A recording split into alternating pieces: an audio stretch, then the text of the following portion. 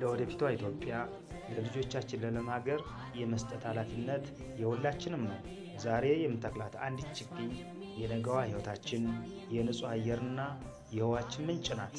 በነባሩ ጭልጋ ወረዳ ባሉ በተለያዩ ቀበሌዎች ህዝቡ በነቂስ ወጥቶ ችግኝ ሲተክል ህፃናት፣ ወጣቶችና አዛውንቶች፣ ሲቪል ሰርቫንቱ፣ የሀገር መከላከያ ሰራዊቱ በደስታ ሲሳተፉ ኑ ተስፋ እንትከል በሚል መሪ ቃል በአንድ ጀንበር ታሪክ እንሰራለን። እጃችን ከአፈር ጋር አዋህደን ተፈጥሮን በመንከባከብ ሀገራችን በአረንጓዴ ውበት እናስጌጣለን። ይህ ችግኝ ተከላ ብቻ አይደለም፣ የሀገር ፍቅር፣ የህብረትና የምድር ተስፋ መገለጫ ነው። ኑ ሁላችንም በአንድነት እንነሳ በማለት አንድ ችግኝ እንትከል። ነገን በአረንጓዴ ተስፋ እንገንባ። አረንጓዴ አሻራችን ለነገው ትውልዳችን። አረንጓዴ ምድር አረንጓዴ ዓለም ተስፋን የሚሰንቅ ተስፋን የሚዘራ አረንጓዴ ምድር አረንጓዴ አሻራ አረንጓዴ ምድር አረንጓዴ አሻራ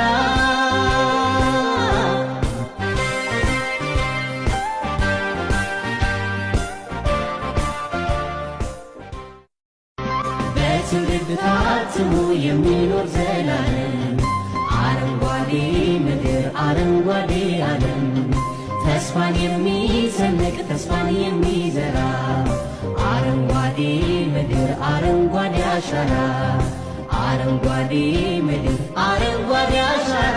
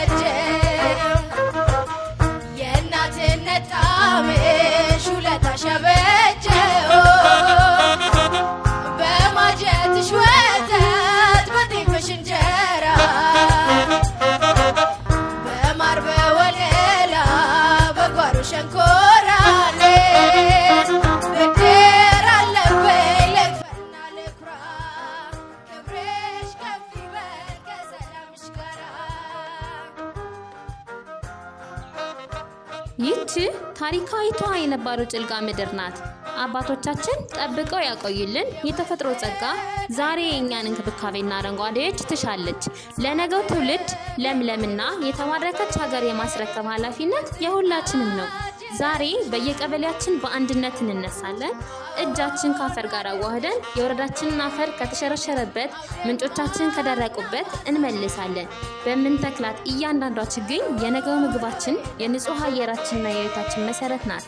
ኑ በየቀበሌው አረንጓዴ አሻራችንን እናሳርፍ በማለት አሻራቸውን አሳርፈዋል።